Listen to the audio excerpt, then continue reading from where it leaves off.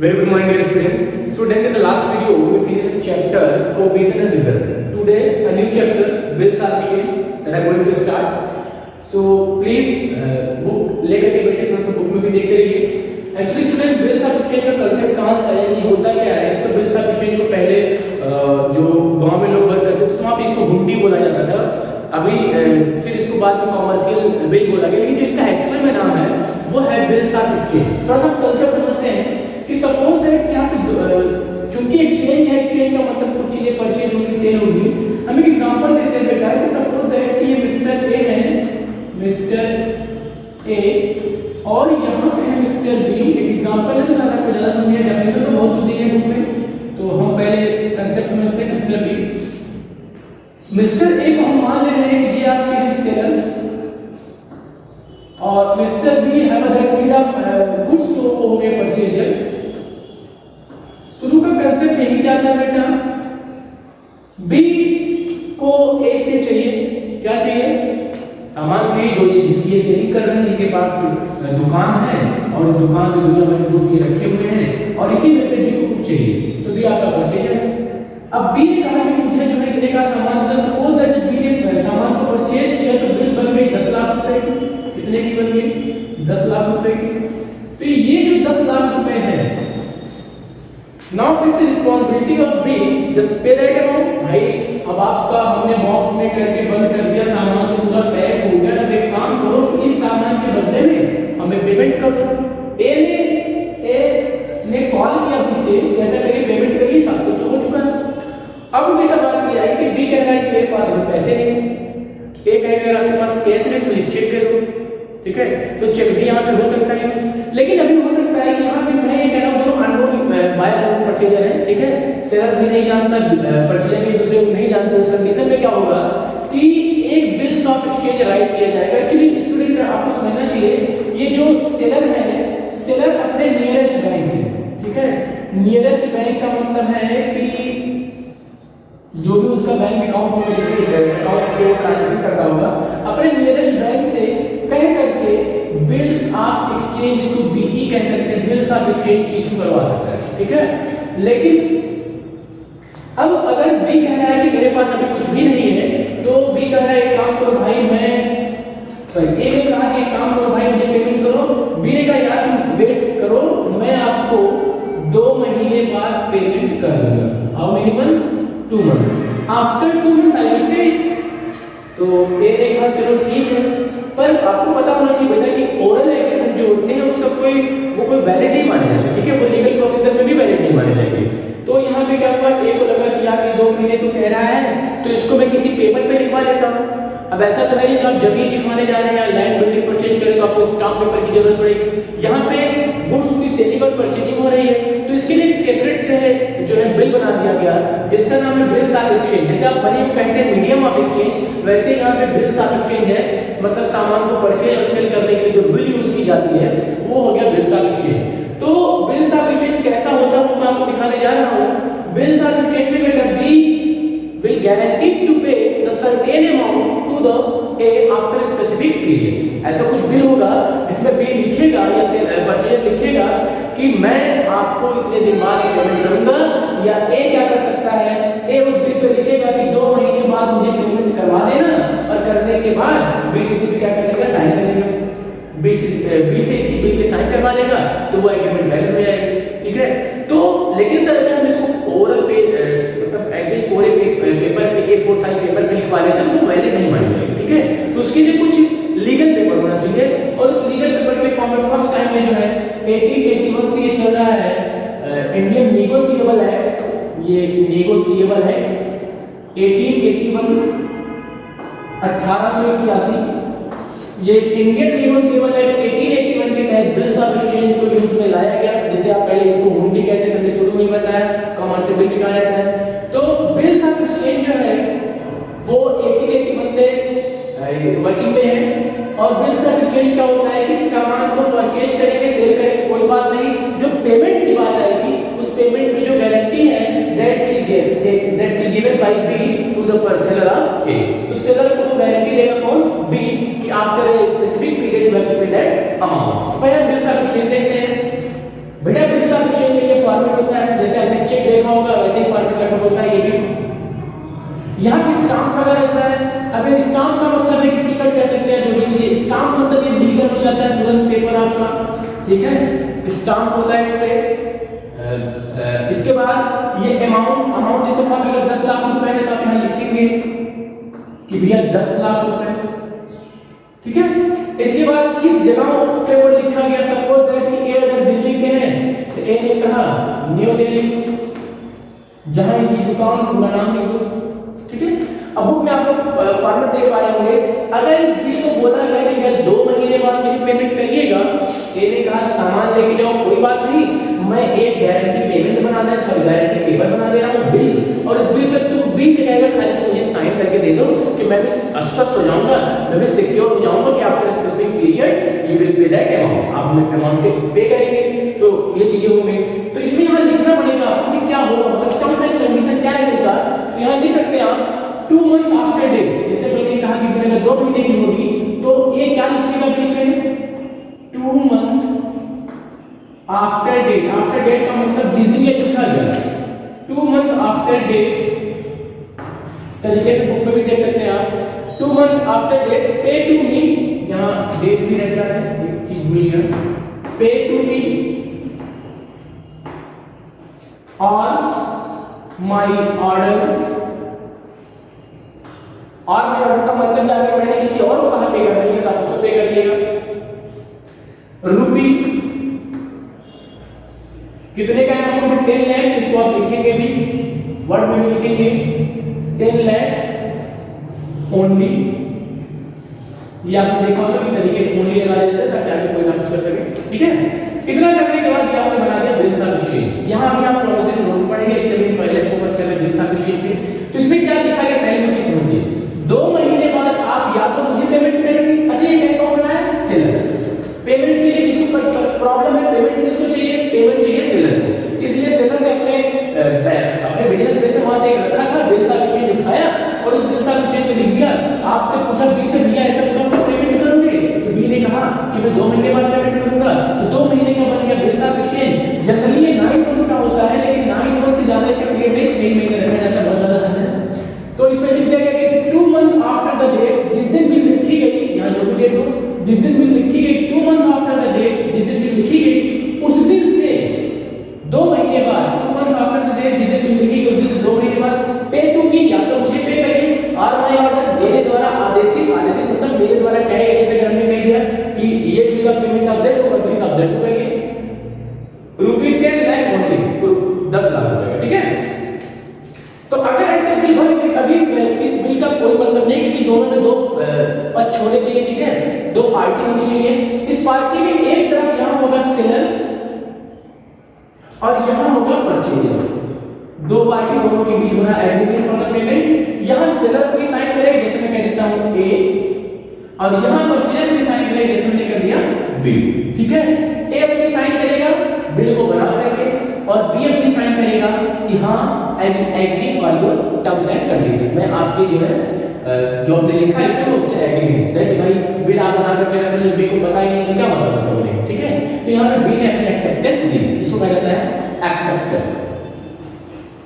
तो इस तरीके से कुछ होता होगा, ठीक है। अब इंडियन नेगोशिएशन एक्ट 1881, ये भी याद रखिएगा कि बिल्स ऑफ एक्सचेंज की डेफिनेशन दी जाती है वो इंडियन नेगोशिएशन एक्ट 1881 में। तो 1881 में आपको बिल्स ऑफ एक्सचेंज भी देखने को मिलेगा, 1881 में आपको चेक की भी डेफिनेशन देखने को मिलेगी, वो चीजें ऐसे भी कुछ चेक जैसा नेचर इसका होगा, तो ध्यान से देखिए। सबसे पहले डेफिनेशन की बात करते हैं। तो डेफिनेशन के तौर पे अब bills of exchange is an instrument in writing. In writing का मतलब क्या है कि oral agreement will not be valid in the eyes of law, ठीक है, in the eyes of court. तो ओरल एग्रीमेंट अगर आपने कर दिया कि चलो ठीक है हम आपको 10 लाख रुपए देंगे, हाँ ठीक है मैं कहेंगे चलो ठीक है दे देना, लेकिन अब पेमेंट नहीं हो रहा है, उस कंडीशन में आप कोई भी केस किसी के ऊपर नहीं कर सकते, बिकॉज ओरल एग्रीमेंट का कोई वैल्यू नहीं होता। That's why due to risk a keep that agreement in the writing form. उसने जो राइटिंग फॉर्म में करवा लिया, और राइटिंग फॉर्म में करवाने का मतलब क्या बना लिया उसने, bills of exchange. So a bills of exchange is an instrument in writing. First of all, bills of exchange that must be in writing form, ठीक है, वो written में होना चाहिए। And unconditional order, अभी unconditional order का मतलब क्या है भाई, unconditional ऑर्डर का मतलब है कि यहाँ पे कोई कंडीशन नहीं होनी चाहिए। सर कैसी कंडीशन? जैसे यहाँ पे ये नहीं लिखा होगा कि जब आप मुझे ये देंगे तब मैं आपको दूंगा, मतलब when will you give your car to me, जब आप मुझे अपनी कार को देंगे then I will pay you 10 lakh. तो ऐसी कंडीशन नहीं होनी चाहिए। ये वर्बेज होता है that is only for the security of the payment. कैसे कि ये सिर्फ पेमेंट की सिक्योरिटी है कि after specific period a person has to pay that amount to the second person। ठीक है, एक आदमी को दूसरे आदमी को पेमेंट करना होता है। ये वैसा कुछ है जहाँ पे कंडीशन नहीं होनी चाहिए। कैसी कंडीशन? मैंने बताया आपको कि यहाँ पे ये नहीं होना चाहिए कि मैं आपको 10 लाख रुपए तब दूंगा जब आप मुझे ये देंगे। ठीक है, तो इसमें नहीं लिखा होगा, बस लिखा रहेगा कि मुझे 10 lakh rupees after that period मुझे पे करना है। बात समझ आ रही है मुझे आपको? Signed by the maker. Maker मतलब जो इसको बनाएगा। अब यहाँ कौन बना रहा है? सेलर बना रहा है। To pay a certain sum of money. To pay a certain sum of money का मतलब क्या है कि एक निश्चित अमाउंट, ऐसा नहीं कि लगभग लमसम ही नहीं चलता। ऐसा नहीं कि आप मुझे लगभग जो है 10 लाख रुपए दे दीजिए, लगभग नहीं, लमसम नहीं चलता। आप एग्जैक्ट बताइए what amount you want in future, that is tell that. So here in the rupee, sorry in the amount लिखेंगे आप, और here you have to write that amount in the word. ठीक है, तो भी आपको लिखना पड़ेगा।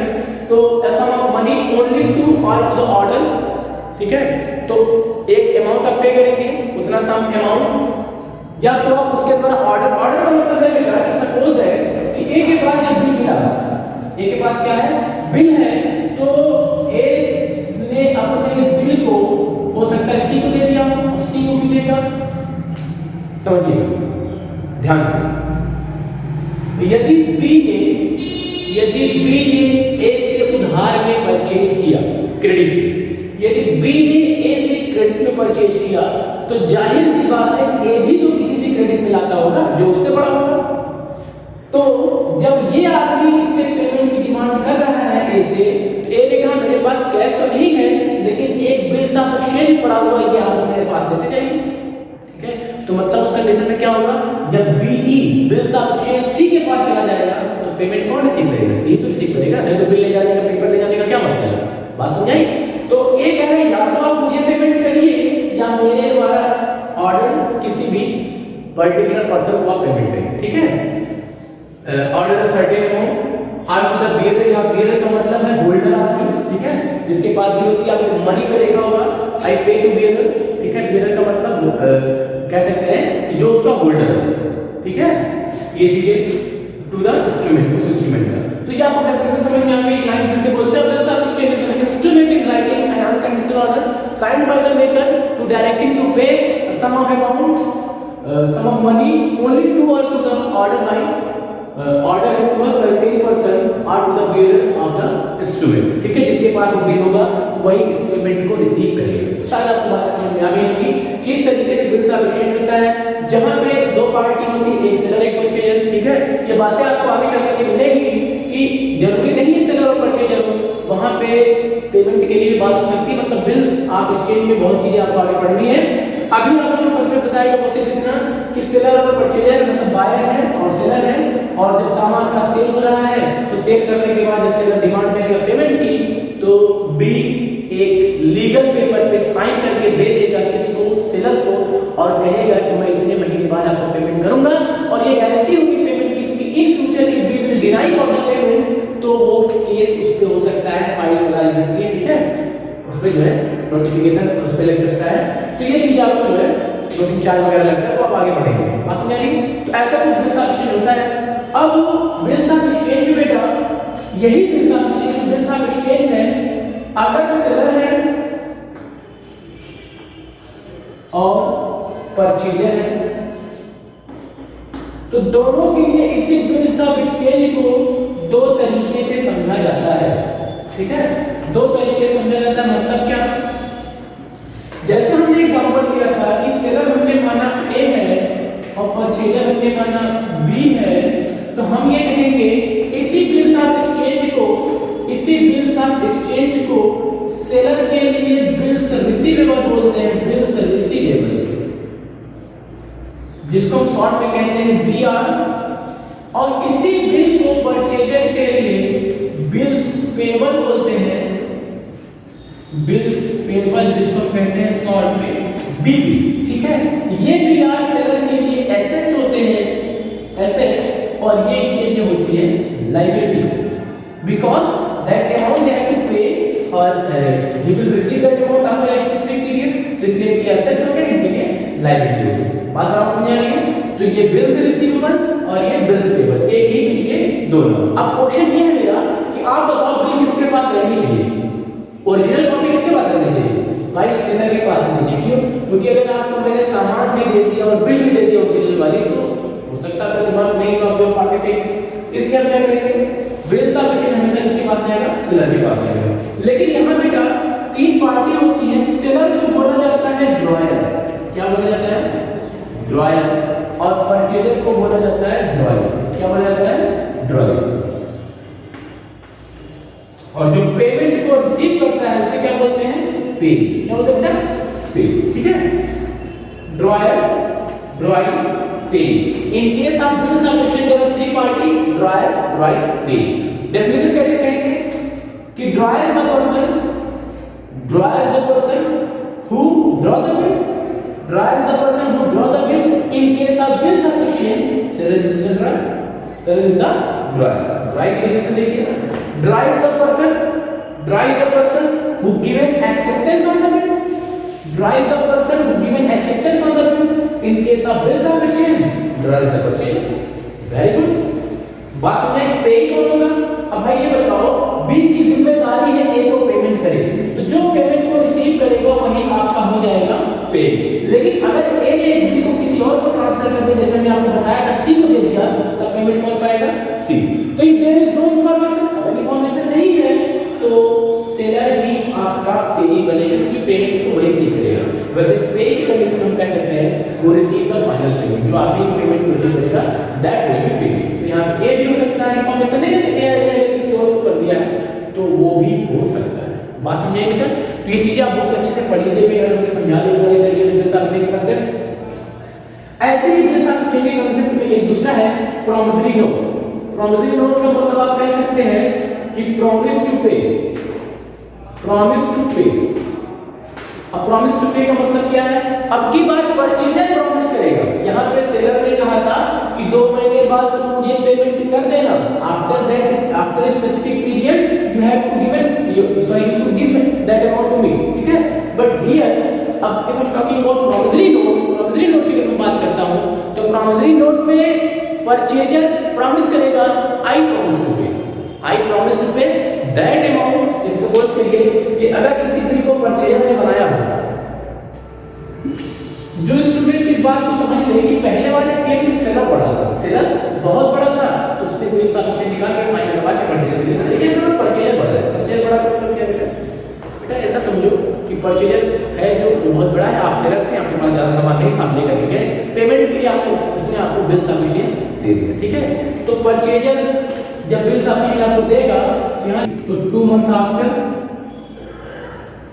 2 month after comma I promise to pay, I promise to pay, I promise to पे